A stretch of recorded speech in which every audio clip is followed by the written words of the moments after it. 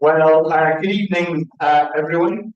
Those of you who have joined us here in person, and those of you who have joined us online. My name is Ken McPhail, and I'm head of the Alliance Manchester Business School. And it's a great privilege to welcome you to this evening's vital topic lecture. The lecture this evening will be delivered by Professor Paul Ormerod. Paul recently joined us as an honorary professor here in the school, and very much looking forward to Paul's lecture this evening, which is entitled The Economics of Levelling Up. I'm not sure whether we planned the event to coincide with the budget, but it's certainly a hugely relevant topic, and I'm sure there are going to be lots of stimulating debate and discussion as a result. Paul's a renowned economist who has written extensively on economic thinking and its application in a wide range of fields. In fact, the Financial Times calls him a paragon of innovative economic thinking. So we thought he would fit very well into AMBS's community, where very much strapline original thinking applied. So we're very much excited to have Paul as a new member of our community. His books include Against the Grain, Insights from an Economic Contrarian, and Positive Linking, on how networks and incentives can revolutionize the world. And one of his most important books is his debut book, The Death of Economics, in 1993, encourages us to view the economy more as an organism rather than a machine. And I think that has proved really prescient for helping us navigate some of our contemporary economic challenges today. In addition to the economic work, Paul is a proud Rochdalian and is chair of the Rochdale Development Agency, and since 2022 has been chair of Patton Valley, Greater Manchester Mayoral Development Zone. And it's really been in that capacity that Paul has been instrumental in supporting our Productivity Institute, many of whom are here this evening, in their place-based investment campaign. I should emphasise for those in the room and online that Paul is delivering today's lecture in his own personal capacity, not representing any other particular institution. So we'll start off, Paul will give a lecture, and then there'll be an opportunity for interaction and questions, and that will be led by Marianne Sensier. And if you have a question online, please do raise your hand. There's someone monitoring our online audience, and you will also have the opportunity to have your questions addressed to Paul. So, without any further ado, welcome, Paul. Well, thanks very much, Ken, and good evening. Yeah, so I'm talking tonight about the economics of levelling up, and I'll be ranging quite widely in the things I'll be discussing. But to start off with, I think we're going to say what is levelling up? What are we talking about? And that's actually rather precise when we think about that. So levelling up is about reducing spatial inequalities, basically in productivity, because incomes flow from productivity. High productivity areas have high incomes. So we're talking about how do we reduce these spatial inequalities by levelling up, by ensuring that the less productive areas gain the capacity to have high productivity and put them on higher productivity growth paths so that they're generating their own prosperity. So it's a simple definition, but an important one. because it's not about handouts. It's not about welfare. It's not about transferring income to support poor regions simply by transferring income. It's about how we get less productive areas to be able to generate their own wealth in a sustained way. So that's the theme of the lecture today. So I'm going to start off with, there are obviously many examples of areas which need levelling up, but I'm going to start with a particular example, which actually illustrates a number of the key points that I'll be talking about. But then I want to move on and say, are there some general features of spatial inequalities in productivity that we can distill from all these individual examples? Do they have themes in common? Are there things we can pull out which are there in common? Because if we can, and indeed we can, otherwise I wouldn't have put the slide up, this is very helpful because it gives us a framework in which to think about it and to think about the strategies that we might devise to get over it. So I want to look and see at some, don't fall over this chair, a number of, as some key empirical features to develop a theoretical framework. Now, when I get to this bit, it might seem rather abstract, but I think it's very important. I was just rereading the other day, I just saw it on my shelves. There's a marvelous book by a Harvard economic historian, Alfred Chandler, wrote about 30 years ago. It's called Scale and Scope of Industrial Capitalism. And he's writing about specific firms around 1900 in America, Britain, and Germany, the three leading economies at the time. And that's the time when the global economy was being created, when multinational firms first came into existence. And one of the key themes that Chandler's pulling out of this is that an important differentiator between those, the lot big firms to start off with in the domestic market, the ones who made the transition to global supply were the ones where the board had a vision. They set a vision for the company, a higher level vision, so that everybody could understand it and work towards it. And in the same way, we want to think about with levelling up, is there a theoretical framework which will gives that coherence to think about policy systematically.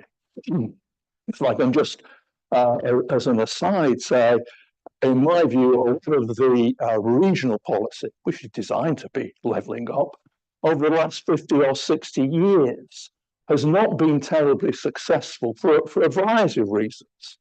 But one of which is it's been rather piecemeal, that it's not actually had a coherent vision of how we transform the productive capacity of the low productivity regions or towns or cities or whatever. And we can see it's not been terribly successful. The government's levelling up strategy, they put out bids, boroughs and cities put in and get the money, seemingly almost at random.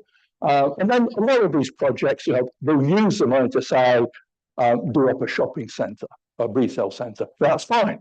It helps the town. It's better than not doing it up. But it's not a coherent strategy for transforming the particular town.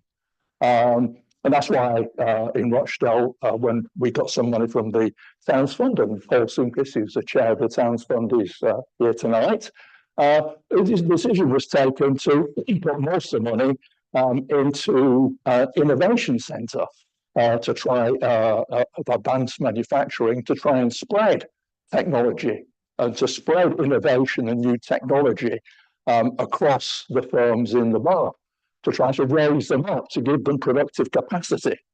So that's why I'm going to be talking about a theoretical framework. And then I want to say, what does economics have to say? Because it links back into the theoretical framework that I've got to be talking about. And then a very simple way of thinking about it, a simple model which will actually give us the main features that I'll be talking about, but one which has important policy implications. So it may seem abstract when I'm going through it, but it's one which I think has some very real world and important practical policy implications. So let me start off with the particular example. Now, some of you will recognise this, some of you won't. It's Rochdale Town Hall. Recently, only reopened this week after a 4-year restoration programme, and it's really rather magnificent, possibly the finest Gothic building in the whole of the country following its restoration. But this is a bit of an aside, which is relevant. It was built 150 years ago. And it was built by the mill owners, it was financed by private capital. Now, the mill owners, they're an interesting group, they were all non-conformists. And they were ardent free marketeers.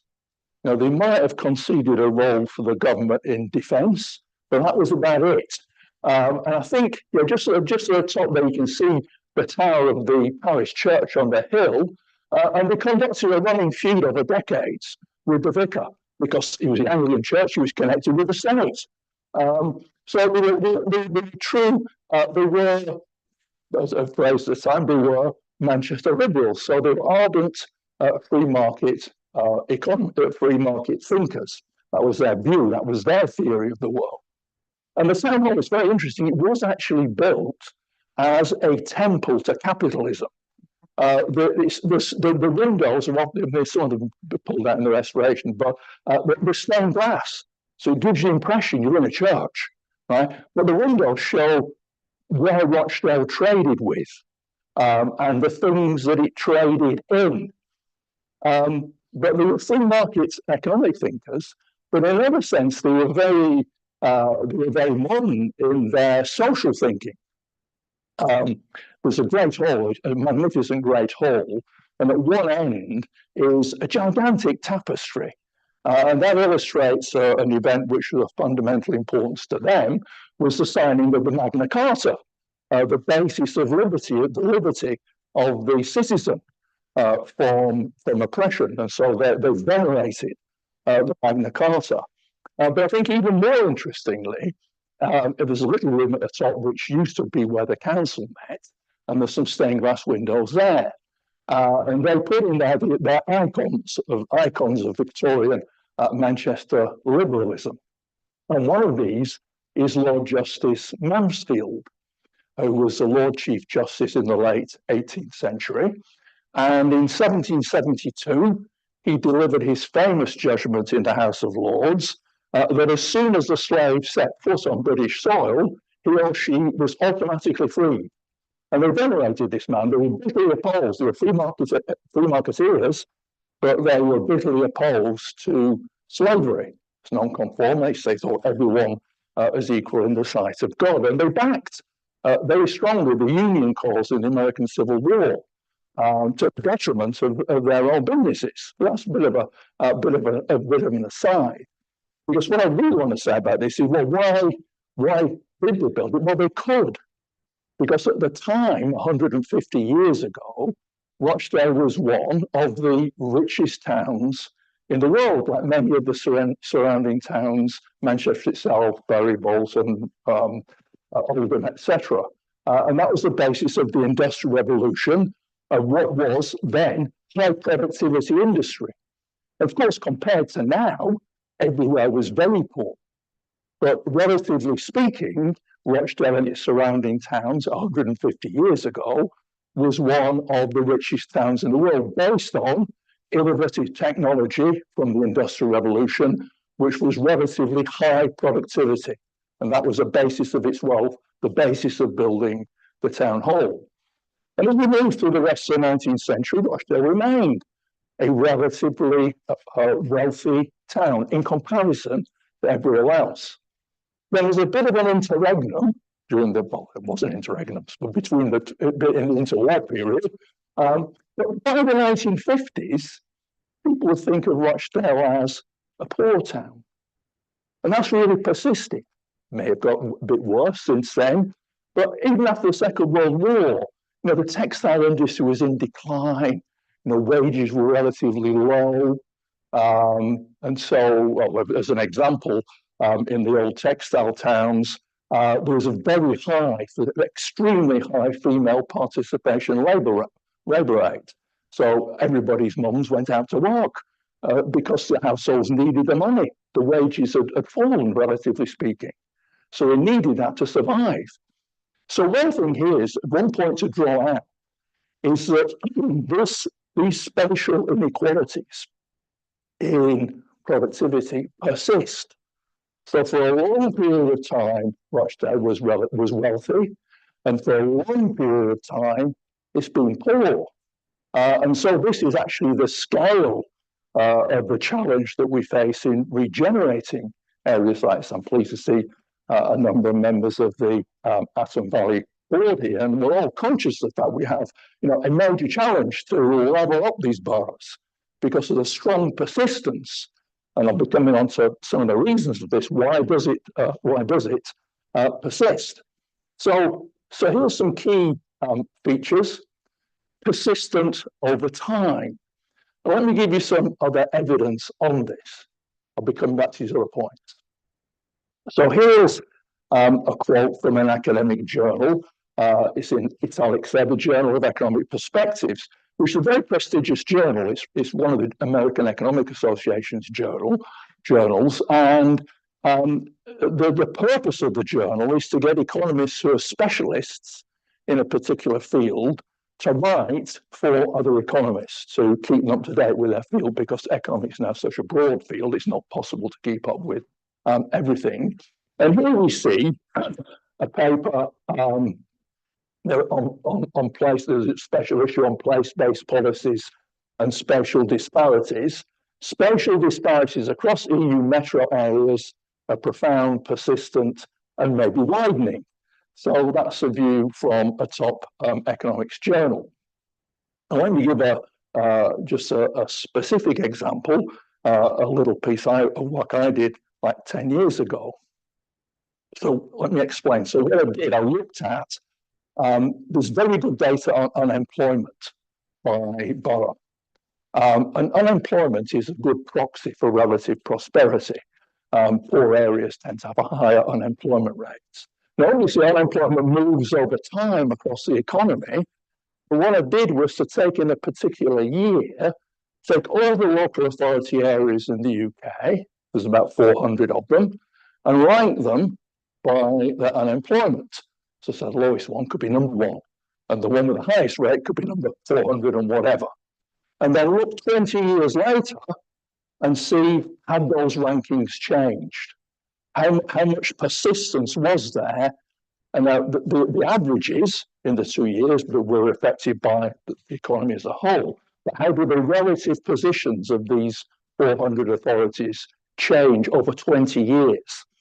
And I did rather deeper than that, because obviously we might say, well, look, the Northeast will have higher unemployment rates than the Southeast for any given state of the economy. So what I did was to take each individual region and do it for the Northwest, do it for the Northeast, do it for the Southeast, and then just average and say how much movement was there within regions, over a 20-year period. And I also did it for the states and counties of the United States. So there's very strong persistence, stability in these rankings, even within regions. So the correlation is 0.8 for the UK. So if you were in this, if you were here in, say, 1996, then there's a very good chance you'd be in the same position 20 years later. It's not completely fixed, but it's a very strong linkage over a 20-year period. There's very considerable lock-in over that. And I should say, for anybody who's interested, at some point, or so in the relatively near future, there'll be a copy of these slides available on the business school website, just in case anybody is taking photographs and thinking, I must look at this I must read this reference. I've always wanted to read that paper, but some people have, you know. Okay, so that's persistence. So let me try and go back. Here we are. Now, this next one, what does this mean? Fat tail. Okay, it's a technical expression, but let's just explain it. And so, supposing we say, okay, let's do a plot of how many people. Let's look at the adult males in the UK or any developed country, and look at how tall they are. And so there'll be so many who are the average. I think it's about 5'9". I can't remember the exact thing. And then we can say how many people are in the block 1 inch less than that, and how many people 1 inch more. And there's roughly, it's here, and then it falls away, but it's more or less the same in these two. And you can keep going down and down and down and down. Now, there's a bit of an argument about writing the fairy tales, but it falls away very smoothly, very symmetrically. So everything, the tails are here. And there are, a flat tail one means, out here, where there aren't many observations, there'll be more than you expect if it's not following that smooth curve. A lot of the statistics, the economists are also based on that smooth curve, but a lot of the world is different from that. So you might imagine, thinking about it in heights, unless you know some American basketball player, I've probably never seen somebody who's 7 foot tall in person, right? You might see somebody once in your life, but a fat tail means, not that you'll see them every day. You might see them every 6 months, which is a lot more frequent than seeing them once in your life or never. That's what it means. There's more out here. It's stretched out. And the same applies to incomes and productivity. So let me show a chart here. Now, this is not a terribly, oh, no, I've got it. It's showing, here we are, good. The writing's a bit small, so let me read it out. It's the average gross weekly pay across all UK local authorities. And we can see how it's stretched out. It's not very smooth. There are some which do really well, right? The Aston Valley boroughs, now this is a challenge because I've got to move out, otherwise I can't see this pointer. The Aston Valley boroughs, I don't think anybody, oh, there it is. The Aston Valley boroughs are around here. They're not here, but they're here. We can see how it's stretched out here. It doesn't move symmetrically. There's a fat tail here. So some people do really well, highly productive, and it's stretched out. And these are important features. So that illustrates how the inequalities manifest themselves. Now, the next point is something called self-similar. Now, I've got to be careful here because I know there's at least one physicist in the room. And in physics, this has got a very precise meaning. Right? But I'm an economist, so I can wave my hands. I can do a bit of hand waving. Right? What it means is, if you look from whatever geographical scale you look at these inequalities, they look the same. So we can look at we can look at the region UK, we can drill down, and when we look at that distribution, it looks the same from whatever geographical scale we're talking about. And let me give an example of this. So here I've got, and I'm showing in one of these charts, I'm looking at the average earnings in the English regions. And there are 9 of them, so I've added Wales to make 10 for a reason which will become apparent very quickly. And in the other one, I'm plotting it in the 10 Greater Manchester boroughs. You get relative to the average in the UK, relative to the average in Greater Manchester. So when you plot that, they do look very similar. They look very similar. And so, well, you can probably see, guess which that one's obviously regions, and this is Greater Manchester. But they look the same. So whether we're looking at it from looking at the regions and say how do they differ in productivity, or we're drilling down within Greater Manchester, the distribution looks the same.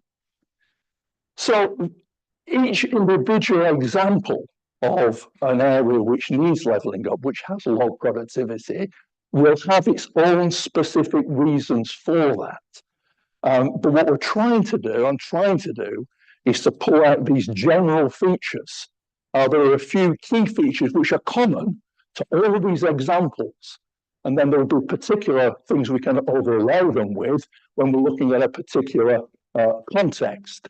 So these are the things which are relevant. Now, the key thing is, it's not just levelling up and productivity differences. There are many types of systems which display these key three features of persistence, of fat tails, and self-similarity. Now, Herbert Simon, now some of you may have heard of him, most of you won't, but not just in my view, but in a lot of people's view, he was the most brilliant social scientist of the whole of the second half of the 20th century. He was in the management school at Carnegie Mellon in the United States. He won the Nobel Prize for Economics. He got the equivalent in psychology from the American Psychological Association, and the equivalent, even though he was writing many years ago, in artificial intelligence. He was a great pioneer of artificial intelligence. So he was just an absolutely amazing, polymath. And in a paper he published nearly 70 years ago now, he was interested in this. Now, I'm going to give the reference later on for anyone who's interested. I'm just saying it's not bedtime reading, but see, because he noticed, this is 70 years ago, he looked at the distributions just like I've been plotting, and for some reason, this is why I was such a genius, he looked at all these different things. He wasn't just an economist looking at the local authority data. The distribution of word frequency in prose, the distribution of scientists by papers published, it's very important for academics how many papers you publish, distribution of cities by population, distribution of incomes by size, we'll be partly talking about that, and distributions of biological genera by number of species. And so his view was, well, look, these are so completely different, but when we plot them, they look the same. So there must be some common thing, common driver. There's some common thing underlying this, which is driving why should these completely different things have very similar outcomes when we plot the distribution. So he was thinking about that. And in one of the that Ken mentioned on positive linking, I've looked at some other examples. These are not all juicy, but some of them are. Okay, views on YouTube, film producers' earnings. That was real. I mean, this has gone back a bit. But when my son left university, he wanted to work in the arts. And I was really pleased he gave it up because I've been subbing for the rest of his life. It wasn't brilliant, but okay, you think the distribution I've shown there are unequal, but in the arts, it's like some people earn this and most people earn this, So, okay, film producers' earnings. Now, the number of sexual partners people have. Now, I'm keen to actually verify this study, so there'll be a questionnaire at the end of the meeting. Right. Okay, size of price changes in financial assets, that's well documented. Crowds at soccer matches, firm sizes, size and length of economic recessions, the frequency of different types of opening in chess, the ratings of American football coaches in USA Today. The distribution is a bit outdated. I was going to say should bump this number up a bit. The distribution of £1 million homes across London boroughs, unemployment rates by county in America, deaths in wars.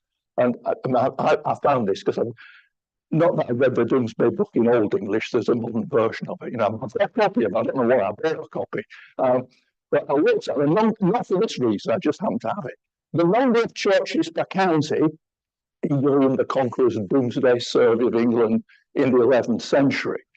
So here's an immense range of if you like, things which, when we look at their features, and certainly we look at the plot of distribution, are very similar. So we think, well, there's probably some common feature between these. So implications. So this is what, there's the Simon reference for anybody who's interested. Saying these are so diverse and so widespread that a general process may underlie how all of them come about. So what it means is what's actually going on is a self-reinforcing process. That as soon as you start to become successful in whatever context we're thinking about, all those diverse examples, there's a tendency for this to self-reinforce, that success follows success. And that's why we're seeing these very skewed distributions. There's something going on in each of all these diverse examples that once it starts to pull away from its competitors, if you like, or its rivals, but it's self-reinforcing. The more productive, successful, numerous tend to become even more productive, successful, and numerous. And here's a paper from Nature. Nature is one of probably the two leading scientific journals in the world. So here's a quote from 2023. And the article is called Urban Scaling Laws Arise from Within City Inequalities. And just as a word of warning, I mean, if anyone looks at the Simon paper, thinks that's difficult, this is a bit harder. But I mean, well, there's some words in it, and I've lifted them out. These are the only words in the article. But so human networking and productivity exhibit heavy tail distributions. I've been up to these tails. Some individuals contributing disproportionate totals, agglomeration effects. I'm just going to be talking about that in the next slide. Benefit urban elites the most, with the majority of city dwellers partially excluded from the socioeconomic benefits of growing cities. So, I mean, I think this might seem highly abstract, but why does Andy Burnham want to have Atom Valley? Because he knows the centre of Manchester has been a great success. There is some trickle down to the outer boroughs, but it needs positive policies in place to actually address this. It's not just going to work by trickle down. This is what this means. It's got may seem highly abstract, like I said, but it's got very important policy implications. Now, economics, finally, I'm going to talk about economics. Economics does recognise this. It does have, in economic theory, these self-reinforcing processes. Economists have known about them for a very long time. In fact, a really, really long time. Since Alfred Marshall, 1890, he wrote a textbook, Principles of Economics, which dominated economics till the Second World War. Marshall, he was a brilliant mathematician. He was at Cambridge. He was second in the whole university as an undergraduate doing maths, and he switched to economics. Virtually nobody did economics then. It's just a rather strange decision. But he's a very interesting guy. Until times have changed. I had this a few years ago. I had to write a review of a volume of his letters, and not his academic work, but his correspondence. It was actually quite interesting. But there's one which struck me. It's like he's writing to somebody and say, it is now like January 1907, and in 1903, the Chancellor of the Exchequer sent me 2 questions to answer. But today I am telling my servant to send him 2 papers I have just written, like 4 years later. If academics asked my Chancellor to be on the phone immediately, within approximately time, that was in time to be able to answer it. It'd be so exciting for them. But he was talking about, he introduced into economics, although he was actually rather otherworldly in some senses, he was a very astute observer of actual practical examples. And economics has expanded massively since Marshall's textbook, but it's very interesting to look at it because he's not just writing diagrams and just a bit of mathematical formula. He's very discursive, and he wants to pull out lots of empirical examples in every problem he's talking about. And when he's talking about that, he says, well, there's agglomeration, which is a concentration of specialized industries in particular localities. So firms in the same industry tend to cluster together. Not necessarily, you don't have to. It's not, they don't always, but there's a tendency. You might have noticed it with charity shops in high streets, and a more, less exalted example. But it's there. You go on, you see them there. There'll be another one around the corner. So they do tend to concentrate. He's very interested in this. And he was saying, well, why is this? And he was putting some economic flesh on this rather abstract notion of self-reinforcing processes. He thought there are very good economic reasons why this happens. So if you get some highly productive firms, a highly productive industry, then you get a few of these firms, more will come, and that will self-generate prosperity, high productivity, and other areas will be left behind. But he thought there were some very sound economic reasons for this. Now, this is again a bit of jargon, but firms that are located next to each other take advantage of, what does this mean? Increasing returns to scale external to the firm. Well, let me just say, what does decreasing returns mean? So in a factory, you put some more people in, you bring some more machines, you get some more output. But at some point, they get in each other's way, and you get blockages and shortages. And each extra level, each unit of input you put in, you get less output. Increasing returns means each one you put in, you get more. You put some more in, you get even more. So you get increasing returns to scale. But he's saying these are not within the firm itself. They happen when they cluster together. When you've got lots of firms in the same industry, there's something going on outside the firm that they can take advantage of. And he's got some good examples. So, for example, knowledge spillovers. So if you've got a lot of firms in the same area, Silicon Valley is a classic example of this, workers move. They move between jobs. And although whatever's in the employment contract and whatever restrictions might be on them, you can't take out what's in their heads. And so when they move, they take knowledge with them. And there'll be a lot of, like in Silicon Valley, there's a lot of churn between the different companies. They're always moving jobs. They're always looking for better opportunities, more pay. And so knowledge just diffuses across. And that's no matter what the legal agreements are, it's there. And so a common pool of labour force skills is developed. So it becomes easier to hire people, less expensive. You're not struggling to find somebody because there's lots of people there with the relevant skills. So it reduces the costs of recruitment. Also, if there's lots of firms together, firms might be much more willing to invest in training their labour force and bringing them up so they can produce more, so they're more productive. They ultimately earn more. Because if you're in a relatively poor area and you decide to train up your labour force, well, okay, you're incurring the costs, then somebody might say, thanks very much, and poach them. And so, get them easily, and they've paid nothing. But if there's lots of firms in your area who are doing the same thing, well, if somebody poaches, one of your workers, you'll poach somebody else. It's no problem. So you're more willing to invest. You're more willing to do that.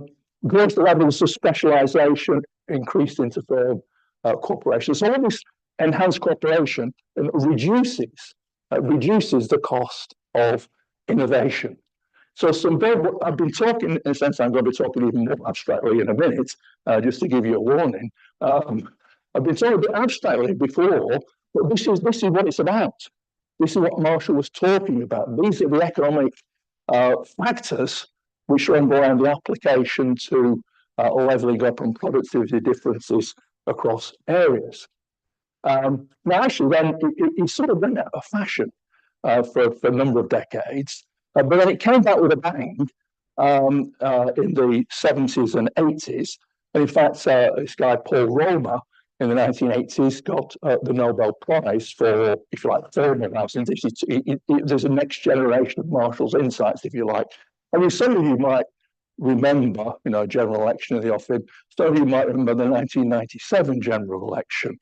And just before then, Gordon Brown made a speech, which was widely ridiculed when he talked about pulse neoclassical endogenous growth. Well, people blame their balls, but no, it's Paul Ormerod.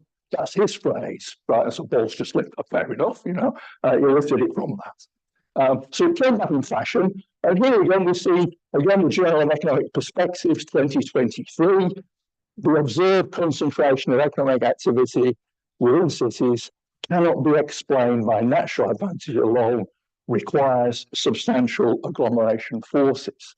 So economics has thought about this for like 130 years. It's been there, sometimes it's been in fashion, sometimes not, but it's now coming back with a bang. And the ideas are much more accepted in policy terms. So that's what economics has to say. Let me just spend a few minutes on, well, first of all, a different point. So market forces are relevant. Why don't we rely on market forces? I'm an economist. Why don't I just say, well, the market will solve the problem? And that's the instinct. That's how economists are trained. So yeah, okay, in many circumstances, that's probably a good idea. But here's what two Nobel laureates have to say. They wrote a very good book. It's a very accessible book. It's a penny book, Good Economics for Hard Times. So it's very accessible. They say in spatial context, what do you mean? Saying capital and labour are sticky. What it means is they don't move around as much as economic theory needs them to do to be able to demonstrate its findings. The people like to be in a particular place, and even though there are incentives to move, they might not. So they're saying, and this is mainly in the context of international trade theory. It's a long chapter, about 60 or 70 pages, when they're looking at, here's the theory, here's some empirics, why doesn't the theory stack up? And they're saying, well, because things don't move around. It's very sticky, very, very sticky. Resources move much more slowly and by much less than economic theory presumes. So these self-reinforcing tendencies aren't going to be offset. Market forces will be there, they'll be offsetting some of it. So land is cheap in Rochdale, labour is cheap in Rochdale, but we don't see Google setting up its international, AI research centre there. We will in a few years' time, mind you, but just at the moment we don't, right? And so it's a bit stickier than that. And they say economists have traditionally been unwilling to embrace place-based projects. This analysis is very dry, seems to give too little weight to facts on the ground. I think that's absolutely correct. They say, well, they're completely, it's a polite way of saying they're completely wrong, right?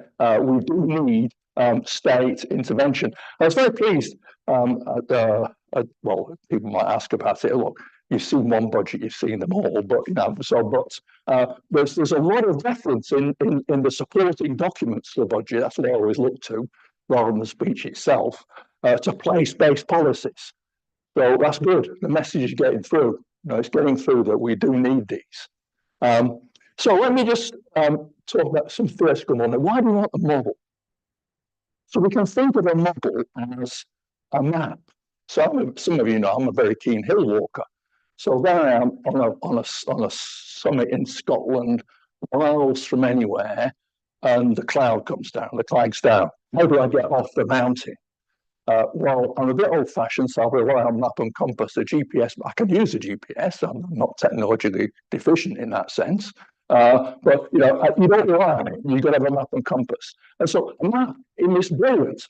So the best map of a kilometre square is a kilometre by a kilometre. So if I had a map a kilometre wide, I could find the exact tussock or bit of bog that I was standing in and guide myself off that way. But that's useless. And so it's a major feat. It's brilliant. We don't think about it this way, but it's a brilliant feat to condense the relevant information of a kilometre by a kilometre into 2 centimetre square. And they do it by singling out the key features. They know every kilometre is different. There's all sorts of details specific. But in the same way that I pulled out a few key factors, so a map maker is saying, well, here's the stream, here's some crags, you've got the contours, so you ought to know whether you're going up or down. And so, here's the key information you need to guide yourself off that hill in safety and get where you want to be. And it's by stripping out and throwing away a lot of detail and concentrating on the key features that a map is successful.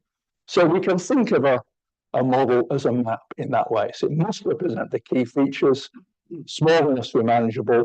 In the same way, a user model must be able to give a reasonable explanation of the key features of the system. And there is such a model, and it was originally developed by Herbert Simon, who I talked about before. That's what his paper's about how do you get a self-reinforcing process. Now, the way to think about it is supposed we're playing a game. And the game that starts off, it's a huge board and there's lots of different locations, and there's nothing there. So this is a game. And so we've got to start it off, and so we'll get a few firms and just scatter them at random, and that starts the game off. And then every firm that's coming in, subsequently, it moves forward step by step, comes in, and then says, where am I going to locate? Now, there'll be many, many reasons why individual firms decide to locate somewhere. But like with the map of the Highlands, we're throwing a lot of those away and say, what's a common feature to every firm's decision? And it's this agglomeration effect. So they'll be looking, so they'll be more likely to locate where there's two firms just being scattered at random than they will where there's one. Not much more likely, but just that little bit chance to take advantage of those spillovers that Marshall wrote about and what I was talking about earlier. So you start it off and another one comes in, another one comes in, another one comes in.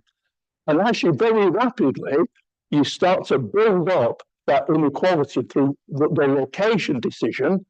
So it's not necessary, you don't automatically go, but the behavioral rule you're following is that you go in and you're looking and say, okay, I'll go there because there's already more firms like me there, in preference to there.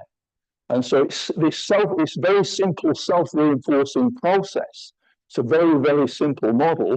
It captures the essence of it and describes what's going on. And now I'm now coming to towards the end, because it's a brilliant model. In fact, Richard Jones here, a physicist at the university, might be aware of it. Simon wrote this in 1955. It was actually in a very obscure journal. And then in 1999, a physicist, Barabasi, and his colleague Albert, they were trying to explain the structure of the internet, the different linkages. Why do some nodes have lots of links and others? And they invented the same model. They didn't know about Simon, they were physicists. Why they should know what somebody in the management school had written. Actually, just out of interest, it is just a bit of an aside, but there are programs that are downloadable. Anybody can do a bit of stats, like OR or Python. You can download them for free, and you can use ChatGPT. And if you type in, write the code for the Barabasi preferential attachment model, it will write the code, you cut and paste it and run your own model. You can do this yourself in about 5 minutes. So that's just a simple example. So the problem with it is that it gets locked in. Once this process starts, there's nothing to alter it. But in theory, the probability of the number one overturned is vanishingly small. After not many plays of this game, not many, once we've got a few hundred in the system, number one always stays number one. Number two always stays number two. So it gives us everything else. It gives us these three key features, this self-reinforcing process. Now, the way to break it is by introducing an innovation and saying, okay, when I come in and say, where am I going to locate? So before I use this rule that they're saying I'll locate with a probability depending on who's already there, I'll just, and this is just, I'll innovate, and I'll just choose somewhere at random. I won't use that rule, and my innovation is to say I'll discard that behavioural rule, and I'll do something different, right? Think of it that way. And that is sufficient to break that fixation.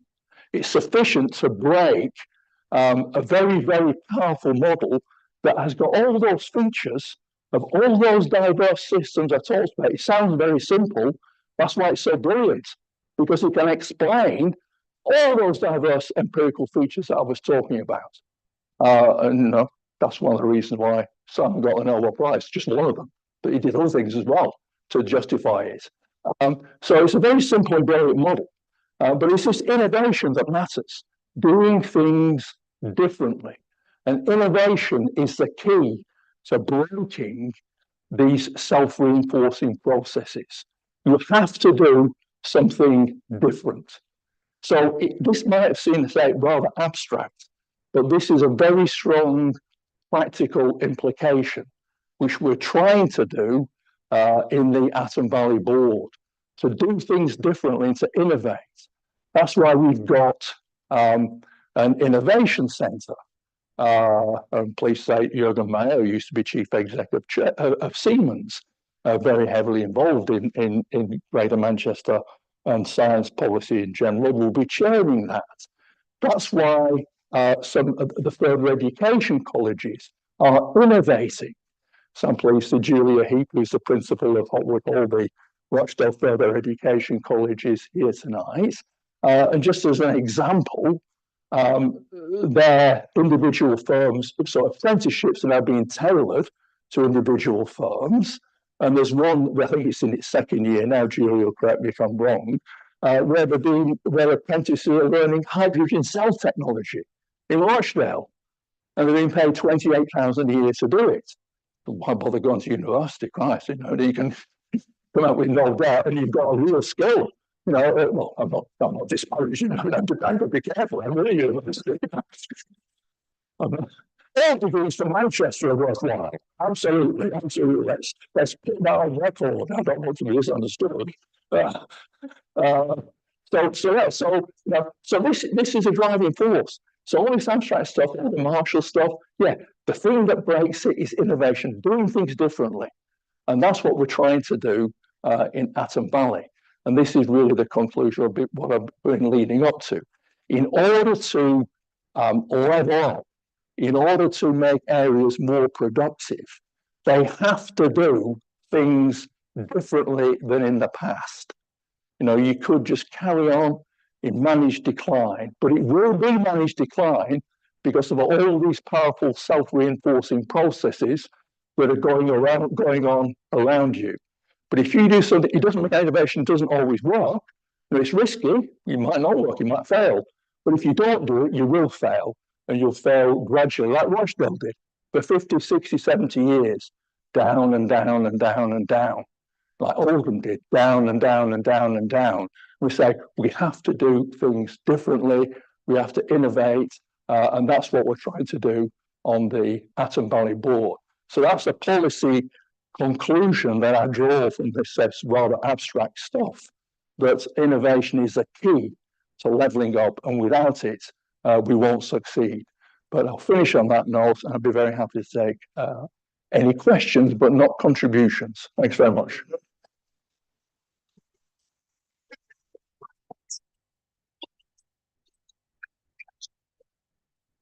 Can you hear me? Thank you very much, Paul. Would you like to take a seat? Yeah. And now be careful that you don't knock your head on that chair. Let's move that back over there. Okay. That was a very insightful talk. Very interesting. Can you hear me okay? Yeah, it's on. Good. So I'd like to start off with a couple of questions of my own while you're all thinking about your own questions. I'm listening, yeah, go on. And then, so we'll take some questions from the audience in a minute, and then Jim, you'll come on in with some online.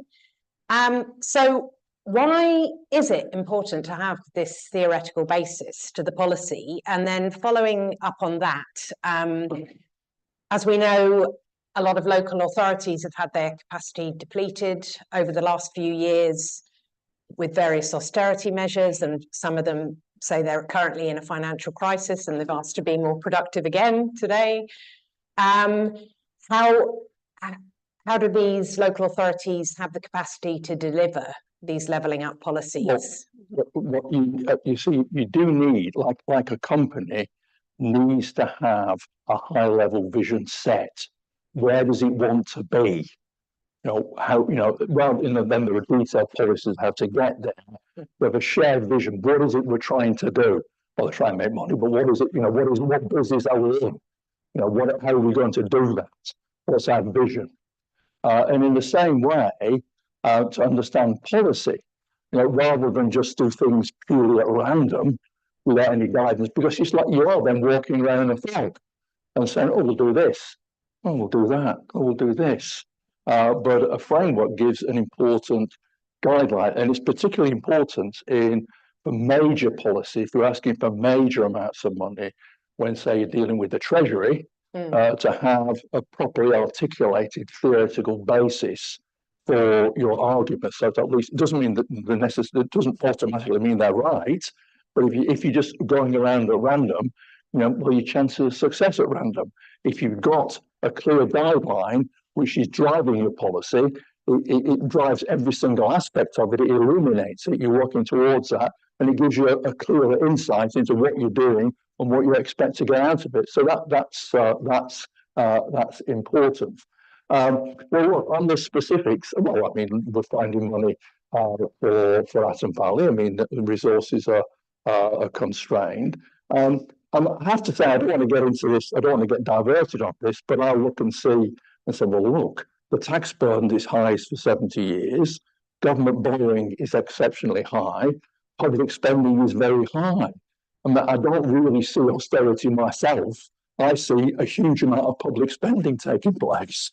But regardless, if local authorities want to lift themselves out, they have to find some way to do things differently. Okay, so if we take questions from the floor, if you put your hand up, the mics are roving around. So if we take a question here. Thank you very much, Professor Ormerod. So I want you to imagine it's either June or December 2024, and Keir Starmer has very kindly set aside an hour of his time for you, and you've given your presentation about what needs to be done. And Keir says, look, Paul, I'd love to help. And Ed Miliband is by his side, nodding vigorously. But unfortunately, Rachel, who's in the room, says the credit card's maxed out. And Paul says, Keir, I'd really like to override Rachel, but I don't know what to say to her. So, Paul, could you convince Rachel that the money is available for all these wonderful things you've told us that we need to do? Well, I think one point is you don't necessarily need massive amounts of money to start it off. What I'm talking about here is a process that's been going on that has trapped these localities.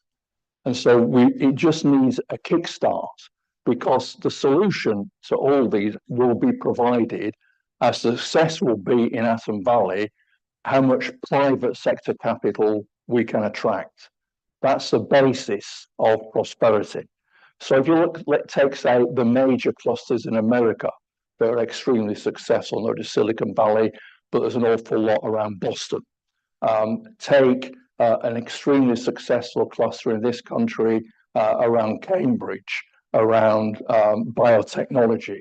Many academics have made fortunes in biotechnology there. But it doesn't need a huge amount, but it needs private sector capital that's providing that. So it's not as though we're saying the entire program forever has to be financed by the state. But we know that won't work. That's what the Soviet Union tried. All planned economies failed. We know that. It has to be based on the private sector. So the first point is, we're not necessarily asking for a great deal. We just want to start that process off. And I think in this context, we could justify the potential rates of return. Because certainly if we can not just attract new companies, but if we can spread technology, better technology across the firms in Bury and Oldham and Rochdale, that will generate a substantial amount of money. So you've got to be thinking, this is why the theoretical framework is important, because if you plug that in to a standard, not many years ago, I used to do economic forecasting myself, like the Office of Budget Responsibility. So I know all about these models.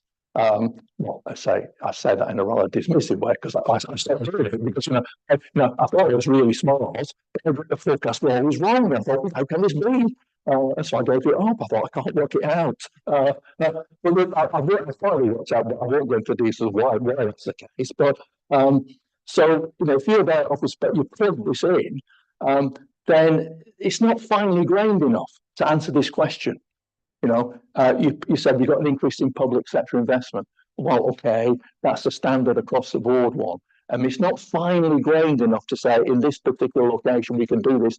That's why we need that theoretical framework and apply it here. And let's see what the things will be. We need a different way of thinking about things in terms of the granularity of policy. Would be my reply. Well, I'd have to think of a clearer way to put it. I'm not saying if you're dealing with politicians, you have to be even clearer. But I'd frame it. I think of a way of doing it. That's what I would say. Okay, so we have a question here and a question here. Where's the microphone? Is it? So would you like to ask your question, and then if you ask yours afterwards, and then you answer after two? Yeah. Let's try and get a few in a bunch. A very interesting talk. But I wonder if you could just explain, Paul, the success you've had in your locality in Atom Valley and in Rochdale. Okay, and hold on, we'll get one more question and then. Okay. Thank you, that was great. But your model seems to be a bit city-based. What would you say to the people of West Cornwall? So that's That's my answer. We're dealing. It's an urban model. One of the problems in fact, I was in just as it is relevant. I was in Sydney a couple of weeks ago, legitimate grounds. I wasn't just on Jones. And somebody who used to work for me is now doing very well in Australia, working in the public sector. Had to go over to Western Australia and try and justify a high-speed rail line into Perth. Now, in fact, this is going back. This takes it up because remember, when Crossrail, it's now called the Elizabeth Line. When the arguments for this were made, I was one of the lead economists arguing with the Treasury for that. And it's exactly these agglomeration effects that we relied on. But this was central London, and the guidelines for evaluating projects, the Treasury did buy the arguments, and the guidelines were rewritten as a result. But saying Perth is the same with West Cornwall. He said, look, it's virtually impossible because he showed me pictures. He said, this is a central business district, and there's a river, there's some trees, there's nothing there. It's just a spread out city. He said, it hasn't got the concentration to justify it. And that's so, but they can, they've got their own strategies. In a sense, the same put itself similar, isn't it? So they could specialize and try and attract high, but tourists don't seem popular there. So let's think of somewhere else. But in fact, the cities that have specialized, or many of the areas that specialize in tourism, actually have been through the self-reinforcing process. It's the same thing. They've been too successful, and now they don't want them. They don't want second homeowners. They say, we don't want tourists. You have a tourist tax. We don't want you coming. Our village is full. We've been successful on a different scale from a city, but the same principles are applying there. Okay, come back to the question. Well, Atom Valley is relatively new. It was only set up well, not over a year ago. We're in Rochdale. We are having successes. One of them is the Innovation Centre, which I might mention, which is now it's got its seed funding. It's got its core, a very good. We'll be recruiting this. I think the adverts are going out this week for a chief executive to run it. We had a very good meeting yesterday, as it happened in the Rochdale Town Hall, with one of the streams that's going to populate that building. We should be looking at advanced materials, the Centre for Advanced Materials, which has got some funding, I think, through. It's not a lot of money, but it's a key that seed money to take it forward. So there'll be a stream on advanced materials, a stream on advanced machinery. The Turing Institute, which is based at the University of Manchester, got some innovation accelerator money. They're going to be going out and about to the boroughs of Greater Manchester, trying to spread out the use of artificial intelligence at a very basic way, in the way that not even as advanced as the one I mentioned in my talk.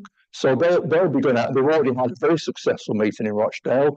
And I think they're liaising with 15 or 20 companies already about how they just do basically AI to improve their productivity in basic processes, like managing emails, managing marketing lists. They frees people up to do other more valuable tasks. So it's a small scale, but things that are already starting to happen in this. So we're putting into practice. Well, I'm not sure the Atom Valley board members, but we're doing practical things on the basis of this theory. Do we have any questions online? Not yet.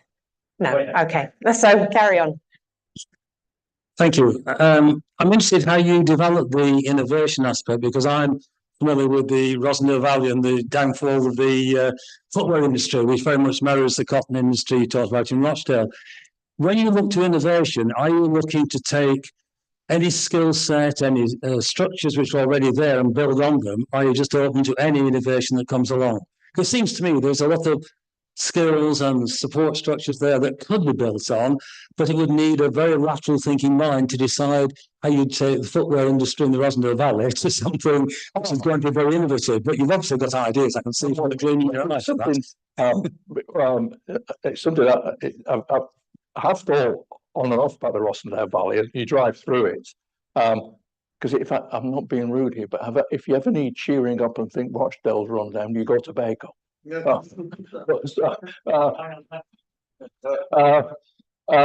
But okay, here's the footwear industry, and it's been driven down. It's been driven down market.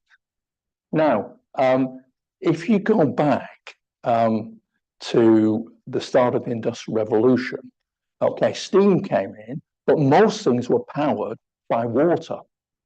So the converted mill that I live in up on the moors in Rochdale was initially powered by Red Lum Brook.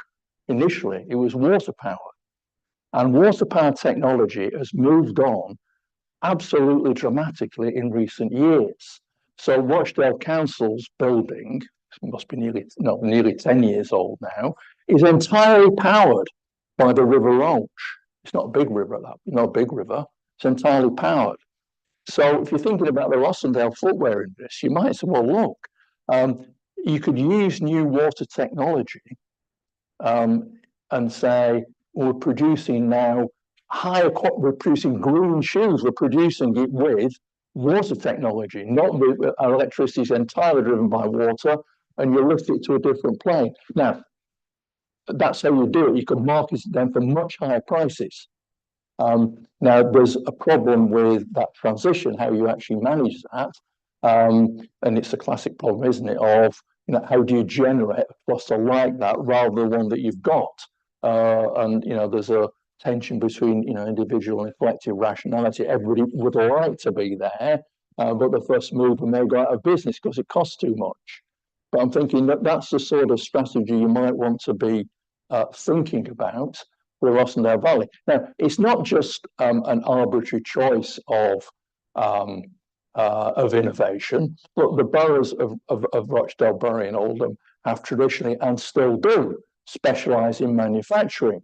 So it's not an accident that Andy Burnham says we want to create a cluster of innovation in manufacturing in that area. But look, I mean, if a huge biotech company comes along, or if Elon Musk comes, or no, Bill Gates comes along and says, we will locate Google's International Research Centre there, we'll say, thanks very much. You know, where do we sign? You know, so you have to be opportunistic as well within an overall strategy. So it's not just completely random. You try and build on the traditional strengths that you've got, which is what we're trying to do in Aston Valley. Good. And Ken, you've got a question. There's a couple of hands going up there. So Ken, do you want to start and then we'll... Yep, so thanks, Paul. That was really, really interesting. It kind of builds on your response to the last question. How do you do this at a national level with competition between cities? So if I'm a company coming in and you want to build up these agglomerations and concentrations of companies, you don't end up with Birmingham in competition with Manchester, or is it back to your... So I think the question is, do we need specialisation in areas, or do you allow areas to compete with each other? Well, again, if I can put my economist hat on, I say, you know, there aren't many examples of where competition is a bad thing. You know, competition does improve the quality of products and services. Almost, you know, not completely generally, but almost all the time, it improves it. So there's no harm in having competition. But I think the point I'm trying to make it's much more of like an evolutionary one. But yeah, we've got these traditional strengths. We'll try and build on them. Other areas have got their traditional sense. But if something else comes along, which is a big opportunity, so well, you know, let's try that. And we are in competition, but then it's got to be, it's got to generate its own success. I think the idea of government saying, "Oh, you'll do this and specialise in that, and you'll do that, and that will be successful." Well, the evidence is they don't have special knowledge of this. They do not have special knowledge to do it. And it's much better left to the individual localities to generate their own strengths and make their own offer. May succeed, may fail, but it's in their hands. The knowledge which is at a local level is probably more powerful than that in Whitehall. And Rochdale could benefit from the kind of negative external, the agglomeration effect in Manchester, which has made it unaffordable to live there. Oh, and you've got essentially a lot of land available to live. Thanks for saying that, because I mean, if you're a NIMBY, don't live in Rochdale, because the council have got a very, it'll give you a good, borrow a phrase from George Galloway, give you a good spanking. They're very keen on building high quality homes in the borough. And it's still surrounded by green space. But I think almost every application, there's always, you know, complaints. I think almost all the time the council will build it. Because it's an important part of our strategy. I mean, you can live in Rochdale. I think the house price is half, 2/3 of what they will be in the south of the Conurbate, in the south of the city. It's accessible. And if you're building high quality homes there, we've got some innovative builders here tonight. So that's an important part of the council strategy. And it's like a successful export. If somebody's working in the city centre of Manchester and relocates to Rochdale, they're bringing the cash with them. Not all will be spent there, but some will. So yeah, that's an important part and of good transport links to Manchester. So in a sense, it's like you've got the city centre of Manchester is brilliant. It's a brilliant example of agglomeration. You start it off, you get it going, and then everybody wants to be there. And so it's not, I mean, as far as I can see, it's no problem. You want 250 million for this building? Okay, somebody will give it to you. And so that's an agglomeration effect there. But you need a conscious policy. It's not going to trickle out automatically. You know, you do need a conscious policy to try to do that. But I know leader of borough councils here, and let's say areas like Ramsbottom and the North, already very prosperous commuter belts. There's one on the very east of the borough and on the Yorkshire border, Littleborough. It's got a good train station. good stone houses. That's been revived through this policy, taking advantage of the prosperity of the city centre. Good. And we've got a couple of questions up here. Yeah, thanks very much for a stimulating lecture. You mentioned in passing, I think, the failure of regional policy in previous decades. I was just quite interested in what makes levelling up different to regional policy. And relatedly, another question, government had real kind of levers for, say, like the location of industry following the Second World War, which was held onto for a number of decades and allowed the creation of new towns, development agencies covering Wales and Scotland, that kind of facilitated that kind of industrial growth in particular areas directed by government. It seems to me that the levers available to government to direct growth spatially are weaker than in the past. Do they need to change, and what would your kind of national policy requirements be? Well, I wouldn't say that, I wouldn't say regional policy had been a success. Like I say, it seems to me most of the money that it's not been a success because regional inequalities have widened despite the development, despite large amounts of money being spent, because a lot of it is they've not been trying to do it in a transformative way. They've not been thinking with, if you like, a model, whatever it might be. How do we transform our economy? How do we actually raise its productivity? They're thinking, oh yes, this shopping centre will be nice. This will be nice. That will be nice. Yes, but it's not actually raising the productive potential. And that's where I think a lot of the money had gone. Now, the phrase levelling, I'm just using levelling up. I'm not endorsed. I mean, I think, you know, to be honest, look, the government strategy hasn't really worked. It's been too fragmented. It's made all the errors of the past. Instead of saying there's some good points, like the devolution settlement for Greater Manchester, you know, the investment zones, you know, there is some, and there's reference to place-based policies. There are some good bits coming out of this. You know, there's some coherent thinking, and that's good, and we want to take advantage of that.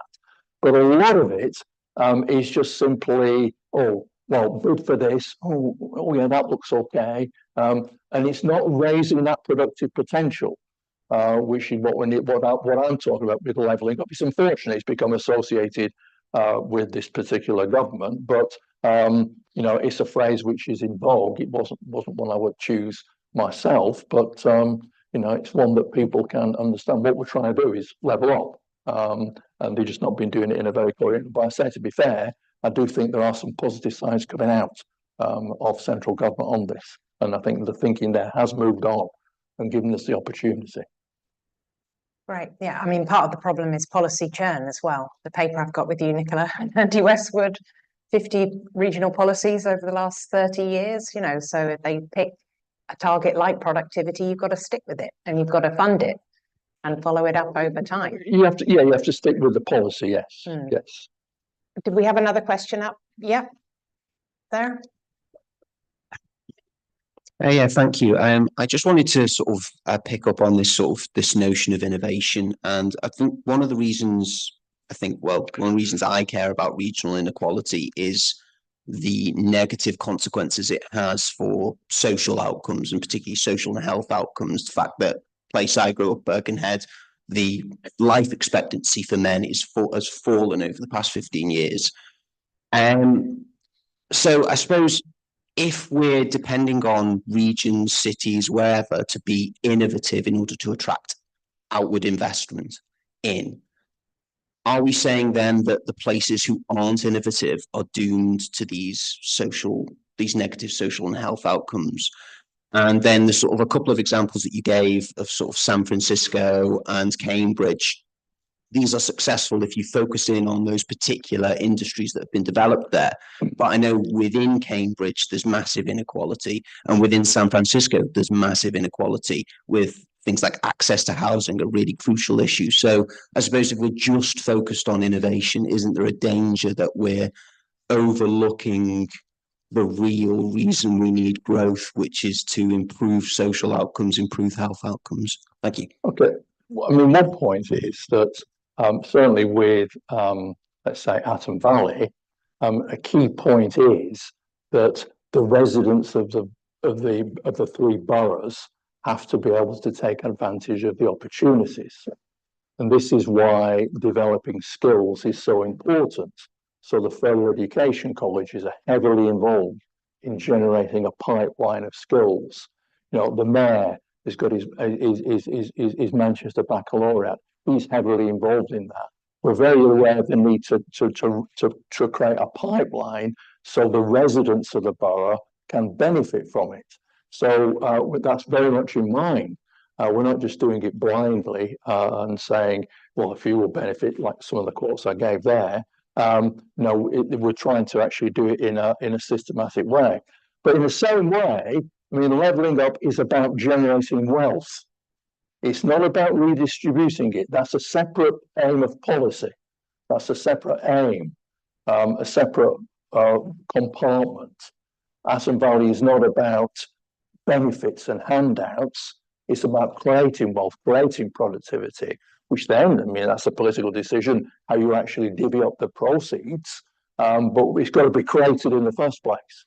And that's what, you know, Atom Valley is about. But I would say, I think very generally, that this process is the inequality of one form or another will all this process, which we can see in such diverse examples, means there will always be inequality. But if we raise it up, it matters less. It matters less. And so, I mean, I don't know what the degree of inequality was in 1870 when Rochdale Town Hall was built. I guess it looked pretty similar. You know, in terms of spatial inequalities, it wouldn't surprise me if it looked you know, pretty similar to it does now. But by raising everything else up, you know, everywhere is immensely more prosperous than it was in 1870. So trying to raise the whole thing up, and there's a separate policy agenda, which is not our policy agenda, as how the proceeds are distributed. Thanks. Would you like to ask a question? I used to be a director of Manchester Airport, and 30 years ago, we didn't know it was your theory, but we were applying it in going for a large number of airlines all at once in order to build the airport. If the owners of Liverpool Airport came to you tomorrow with a very large checkbook, what would you say to them? Thanks very much. Well, I'm not here. This is not a crash course in, you know, how to solve it. I've solved the problem of the Rochdale Valley. But I drew a line at Liverpool on sectarian grounds.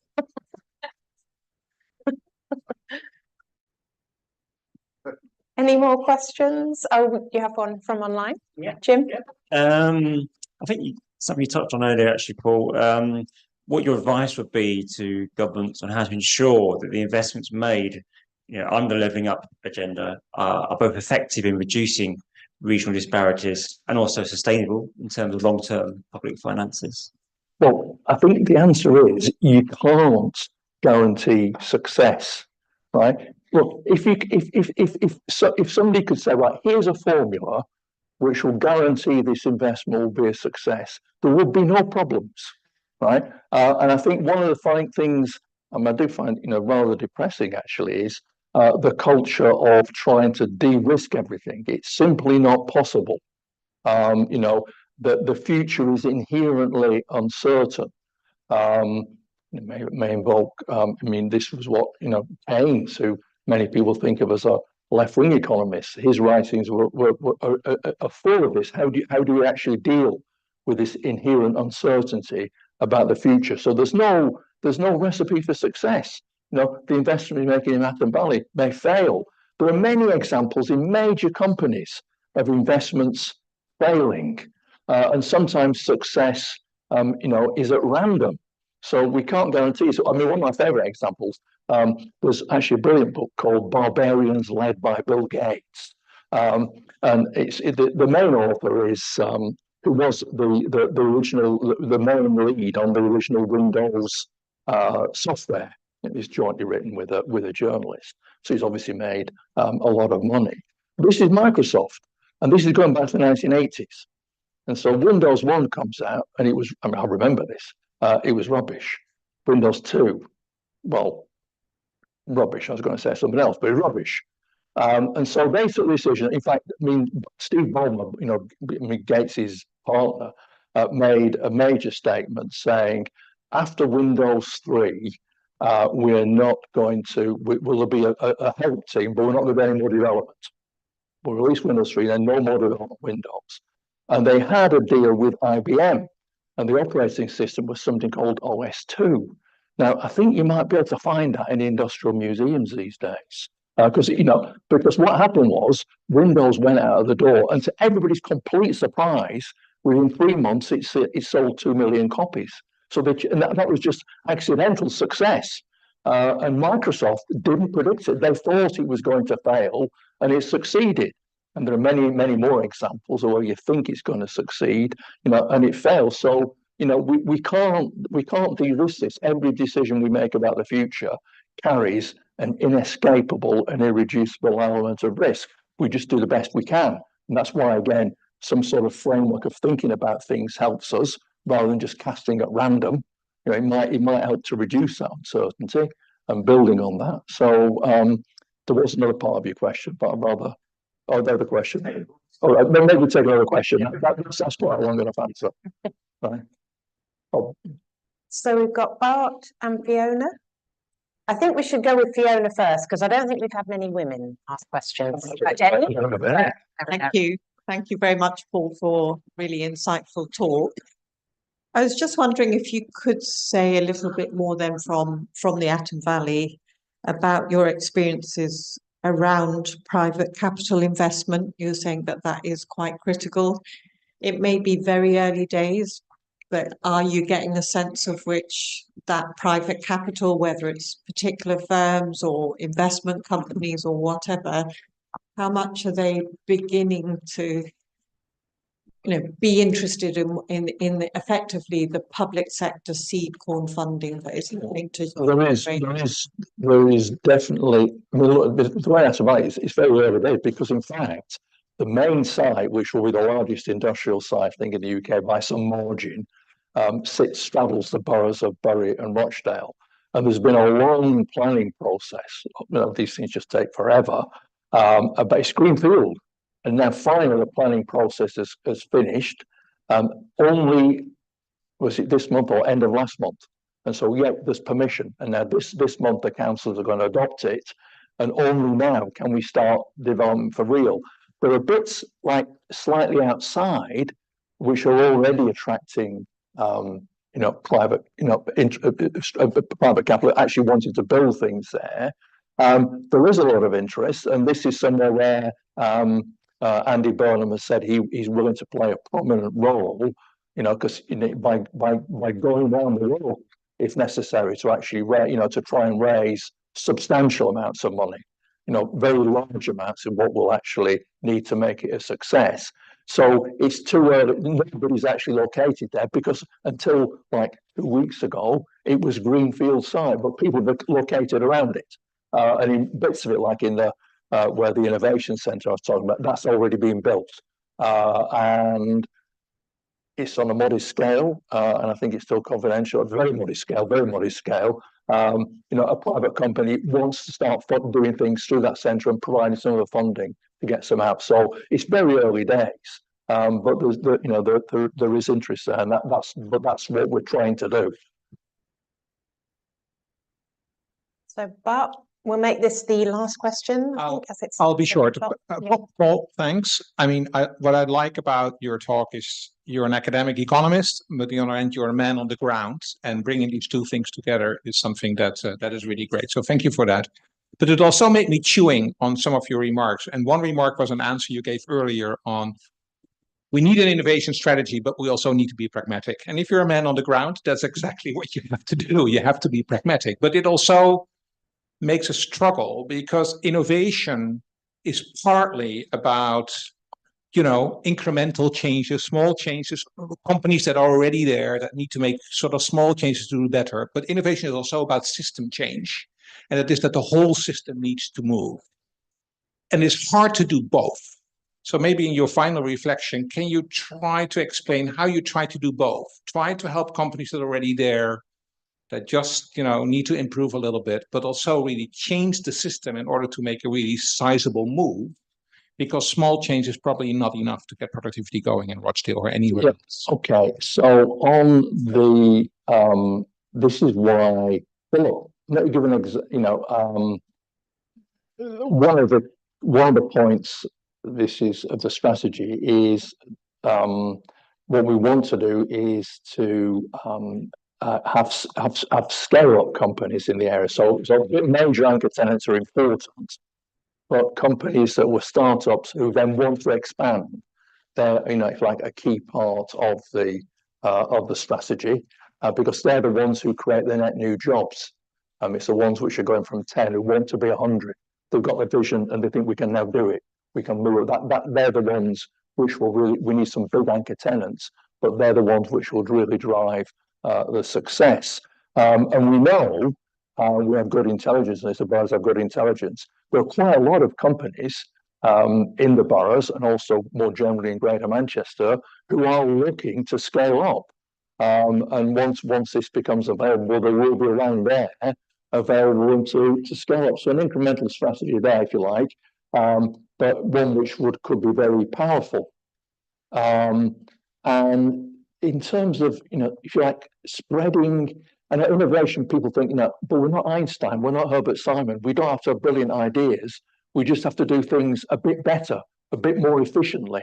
And that's why the example I gave of the Turing Institute, just meeting Rochdale companies and saying, well, look, you can organize your marketing list better if you use ChatGPT, and then the person, or your calls, you can handle them better using this than the person doing that, and concentrate on something that's more productive, more valuable to you. So I think, the incremental strategy, you're right. I know innovation sounds very grand, but it is on the ground, a lot of it is just rooted in making sure that these incremental things increment to become, a big thing. We are trying to do something very exceptionally ambitious. We can't, there's we not disguise it, but that's what we want to do. But actually, because of all the reasons I was talking about at the start of the talk, actually reviving these boroughs, is a major task. And it will need, limited amounts or non-trivial amounts of public money to start it off with. But it's not as though we're trying to completely, we're not trying to say, actually, I remember, this just popped in mind, this is some years ago. I was commissioned by Glasgow Council. It's probably changed, but it was then Glasgow City Council, and they were on the strategy and said, we want, what European cities, because they wanted to be like Barcelona. That there's something they take into their heads, because Barcelona is very successful.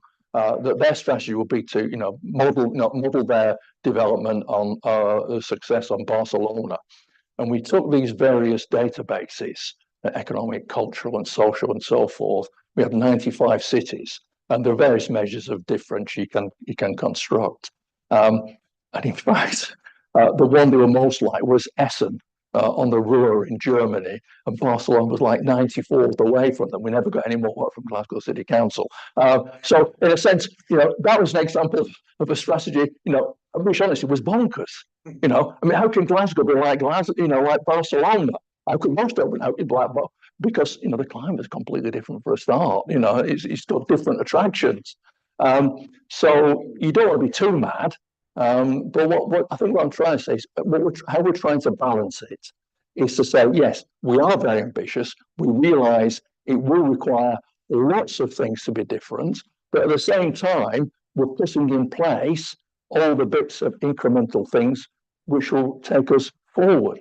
This might be maybe a point to this might test people's ideological awareness of a phrase who said this: the longest march begins with a single step. I'm not going to ask you, but well, somebody I normally wouldn't be quoting, but as someone who's from Glasgow, I can attest to the fact that the weather is indeed very different from that in Barcelona. But I really want to thank Paul and Marianne for a very stimulating evening, and yourselves for your questions. I think it was hugely entertaining and hugely informative. Paul was really trying to help us explain why things happen. I just want to conclude by explaining why why Paul is an honorary professor, and it gets to that point of that exceptional level of ambition. There isn't a conglomeration here. There's people like Paul joining with colleagues in our Productivity Institute, really trying to understand these issues, so that collectively together we can play our part in this hugely ambitious project of making Manchester and its regions a key part of the UK's economic recovery story. So I think there's a lot of shared ambition in the room, and that's really what we're collectively endeavouring to do. So thank you for coming. Thanks again to Paul and Marianne, who's going to be signing the customary back.